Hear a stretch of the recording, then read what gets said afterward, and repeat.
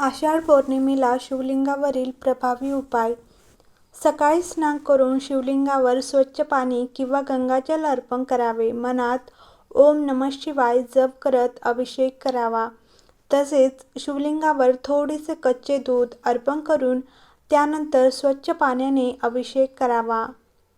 आणि श्रद्धेनुसार हा उपाय केल्यास मनातील अस्वस्थता आणि नकारात्मक विचार दूर करण्यासाठी हा उपाय प्रभावी ठरतो. काळे तीळ आणि गंगाजल. काळे तीळ आणि जल पाण्यामध्ये थोडेसे काळे तीळ मिसळून शिवलिंगावर अर्पण करावे. त्यानंतर 11 वेळा ओम नमः शिवाय म्हणावे. बेलपत्राचा विशेष उपाय. शिवलिंगावर 3 किंवा 5 बेलपत्रे अर्पण करावी.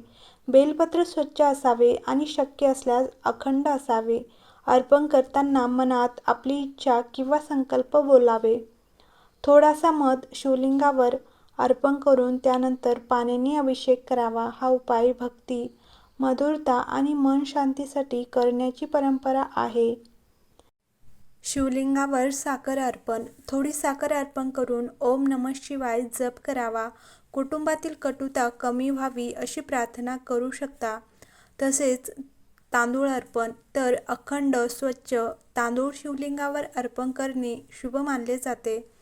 तांदूळ तुटलेले नसावेत अशी पूजा पद्धतीत प्रथा आहे. तसेच चंदन अर्पण. तर शिवलिंगाला चंदनाचा लेप किंवा चंदन अर्पण करावे. नंतर बेलपत्र आणि फुले अर्पण करावीत. तसेच 108 महामंत्र जप. आषाढ पौर्णिमेला शक्य असल्यास 108 वेळा ओम नमः शिवाय जप करावा. वेळ कमी असल्यास 11 किंवा 21, 51 वेळाही जप करू शकता. महामृत्युंजय मंत्र. शिवलिंगासमोर बसून शांतपणे बसून महामृत्युंजय मंत्राचा जप करावा. ओम त्र्यंबकम यजामहे सुगंधिं पुष्टिवर्धनम् उर्वारुकमेव वंदनम् मृत्युर्मुक्षी ममामृतम्. आपल्या क्षमतेनुसार 11 किंवा 21 आवर्तने करू शकता. तसेच पांढरी फुले अर्पण. शिवलिंगाला सुगंधी सात्विक फुले अर्पण करावी. फुले अर्पण करताना महादेव, माझ्या घरात सुख शांती आणि सद्बुद्धी राहू दे अशी प्रार्थना करावी. जलधारा आणि 11 बेलपत्रे. एक विशेष साधा उपाय. तर जलधारा, 11 बेलपत्रे, चंदन, फुले, धूप, दीप, नैवेद्य यानंतर शिवांची आरती करावी. तसेच घरातील अडथळ्यांसाठीही संकल्प. शिवलिंगावर जल अर्पण करताना आपल्या अडचणी मनात ठेवून प्रार्थना करावी. हे महादेव, माझ्या जीवनातील योग्य मार्गातील अडथळे दूर करून मला सद्बुद्धी, धैर्य आणि योग्य कर्म करण्याची शक्ती द्या. पती-पत्नीच्या सुखासाठी प्रभावी उपाय. पती-पत्नी दोघांनी मिळून शिवलिंगासमोर दीप लावून ओम नमः शिवाय जप करावा आणि बेलपत्र अर्पण करावे. उद्देश परस्पर प्रेम, संयम आणि कुटुंबातील शांतता असा ठेवावा. आषाढ पौर्णिमेचा विशेष संकल्प. पौर्णिमेच्या दिवशी शिवलिंगावर जलाभिषेक करून ओम नमः शिवाय जप करावा आणि शेवटी आपल्या गुरु, माता, पिता आणि देवताचे स्मरण करावे.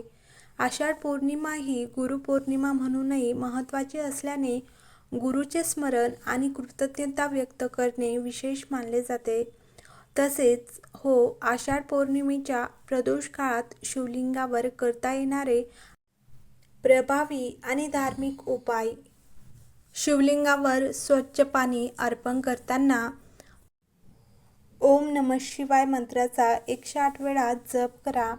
मनातील इच्छा महादेवांसमोर शांतपणे व्यक्त करावी. तसेच बेलपत्र अर्पण. शिवलिंगावर 3, 5 किंवा 11 बेलपत्र अर्पण करावी. बेलपत्र स्वच्छ धुवून अर्पण करावीत. प्रत्येक बेलपत्र अर्पण करताना ओम नमः शिवाय मंत्र म्हणत राहावे. तसेच शिवलिंगावर दूध अर्पण.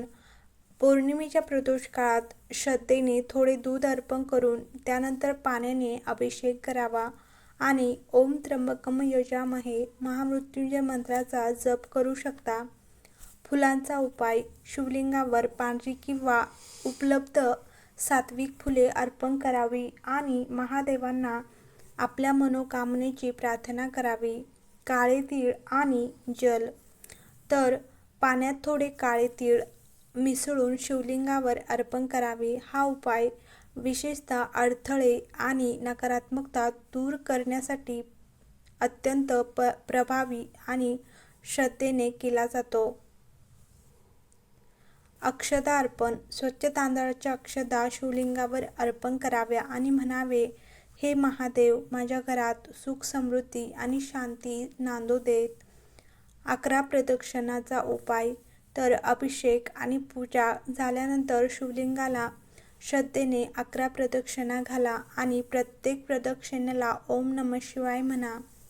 प्रदोष काळातील दीपदान. तर शिवमंदिरात किंवा घरात तुपाचा किंवा तेलाचा दिवा लावून महादेवाची आरती करावी. त्यानंतर काही वेळ शांत बसून ओम नमः शिवाय जप करावा. पौर्णिमेचा विशेष संकल्प. तर पौर्णिमेच्या दिवशी तुम्ही शिवलिंगासमोर बसून हातात थोडे पाणी घेऊन आपली इच्छा मनात ठेवून संकल्प करावा. नंतर ते पाणी शिवलिंगावर अर्पण करावे. सर्वात सोपा उपाय. जर काही साहित्य उपलब्ध नसेल तरी फक्त स्वच्छ पाण्याने अभिषेक, 108 वेळा ओम नमः शिवाय जप, बेलपत्र अर्पण करा आणि श्रद्धा आणि सात्विक भावनेने पूजा करणे हेच मुख्य आहे. शिवलिंगावर काय अर्पण करू नये. तर परंपरेनुसार पूजा करताना अशुद्ध किंवा खराब वस्तू, कृत्रिम सुगंध, रसायने आणि मंदिराच्या नियमांना विरुद्ध वस्तू अर्पण करू नयेत. वेगवेगळ्या परंपरांमध्ये काही वस्तूंबाबत नियम वेगळे असू शकतात, त्यामुळे मंदिरातील स्थानिक पुजाऱ्यांच्या पद्धतीचे पालन करणे उत्तम मानले जाते. श्री शिवाय नमस्तुभ्यं. हर हर महादेव.